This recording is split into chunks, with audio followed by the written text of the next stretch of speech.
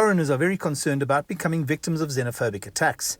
They're concerned for their lives and for their livelihoods. Honestly, I have to tell you, I'm feeling very, very bad.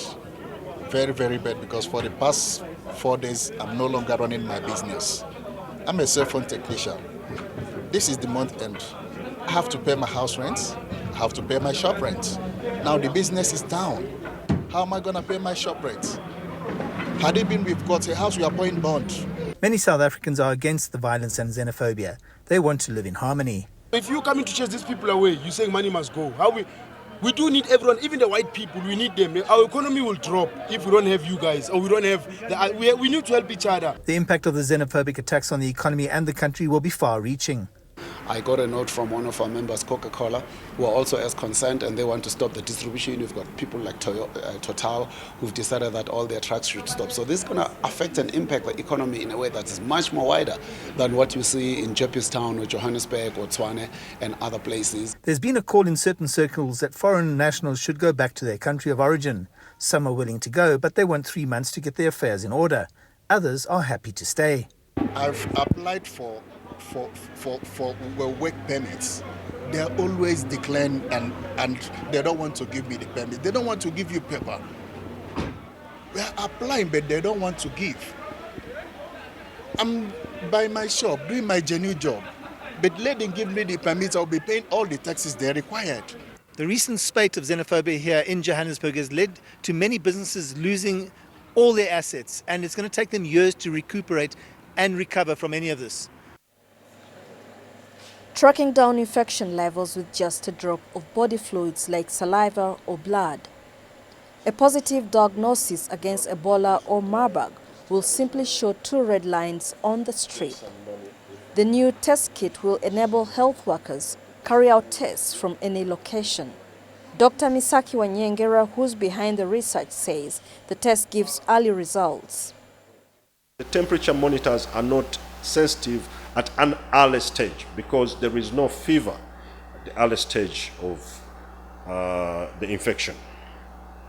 So in the temperature gauges have been deployed at airports. If you fly around today, you will find these, a lot of them automated. You just walk through and the screen is taking your temperature, recording it. But while that is a good screening platform, it is not very effective. Ebola usually presents with high temperatures as first signs, but other diseases like malaria also show similar symptoms. Dr. Misaki's rapid test will immediately tell whether a patient has Ebola or not. This is a simple rapid test against Ebola or Marburg that shows results in less than 5 minutes. The developers of this kit are hopeful it could be a potential replacement to the temperature gauge tests that require samples to be taken to the lab. Dr. Misaki says his team have been working on this innovation for over 15 years.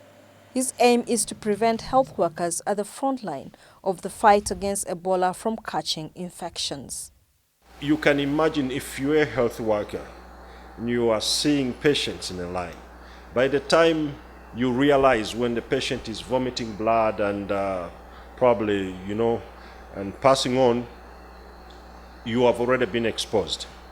So for us in developing this test, we initially developed it to help health workers, to make sure that health workers who are working in remote equatorial African villages can be able to test and differentiate between a person with Ebola and not Ebola.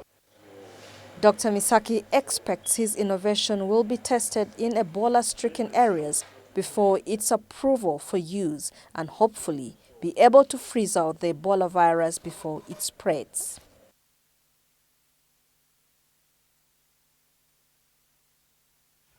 Widowed, unemployed, and with many hungry mouths to feed, Anna Mabara's situation is desperate.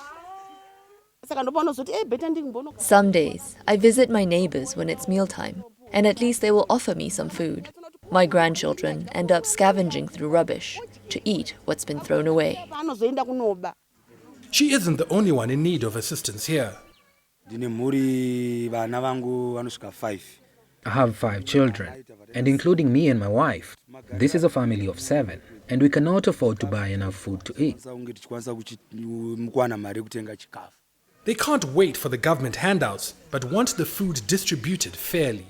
The government needs to rescue us and follow up to make sure everyone who needs food is getting it. At least 2.2 million urban dwellers are in line for food aid as the impact of a severe drought and worsening economy bite. Donors estimate about $331 million is required to feed more than 7.5 million Zimbabweans, nearly half the population, between now and the next harvest. But some here feel parceling out food alone won't be enough to get them out of their dire straits. We will continue wallowing in poverty unless the financial and economic situation is addressed. Unless prices stabilize, we will not be able to make ends meet. It's good government is helping us, but even if I'm given grain, I will still need money to mill it. Government plans to begin urban food distribution later in September. Hopefully, that won't be too late for some here who are already face to face with hunger. Senior government officials and diplomats from the Chinese embassy attended this farewell ceremony in Mogadishu. 57 top students from across the country will travel to China to receive learning opportunities through a Chinese government-funded scholarship program. I'm grateful for this great opportunity. It has always been my dream to study in China. I thank the Ministry of Education and China for the education scholarship for Somali students. It's an honor to stand in front of you all. I wish my colleagues the best of luck in their studies. We promise to take advantage of this golden opportunity. Every year, Beijing provides learning opportunities to some of the country's top students. Medicine and engineering in recent years have become 2 of the most preferred learning courses by most Somali students. The Chinese ambassador to Somalia, Xinjiang, says his country hopes to increase scholarship opportunities for Somali students in the future. Your future of Somali, studying hard, master skills, make a positive progress and contribute your wisdom and youth to the country and the people. I hope Chinese government could provide more than 100 scholarships to Somali every year. It's important that you respect and uphold the values, rules and regulations in China. You are here to represent Somalia as a country. Take advantage of the free learning opportunity and come back as doctors and help your country and your people. Last year, 41 students were accorded learning opportunities in China under a similar program. Hundreds of students who benefited from such programs have since returned home to help rebuild the Horn of African nation. Alice Nyagula is a 30-year-old mother of 4. She last saw her brother and his wife in 2013. They were separated when war broke out in South Sudan's capital, Juba. He left behind 3 of his children who are now looked after by Alice. If someone is dead, the news about his death can reach his or her relatives. Even if you have not seen the body, you will believe that the person is dead. But there's no news about my brother, so I will continue to look for him. The International Committee of the Red Cross says cases of missing persons increased due to the 6 years of civil war in South Sudan. The ICRC says other forms of violence, such as cattle rustling, are also responsible for the separation of people from their families. As part of our work on the missing in South Sudan, the ICRC advocates for legal frameworks and mechanisms for missing persons and for support to families of the missing. Children with missing parents struggle for services such as education and health. Many parts of South Sudan do not have telecommunications or internet network. Contacts are sometimes impossible between family members living in different parts of the country. South Sudan's government says it is working to implement a peace deal which it says will make it easier to trace missing persons. I believe that whatever we do in contributing to bringing lasting peace to this great country, and together we shall achieve it.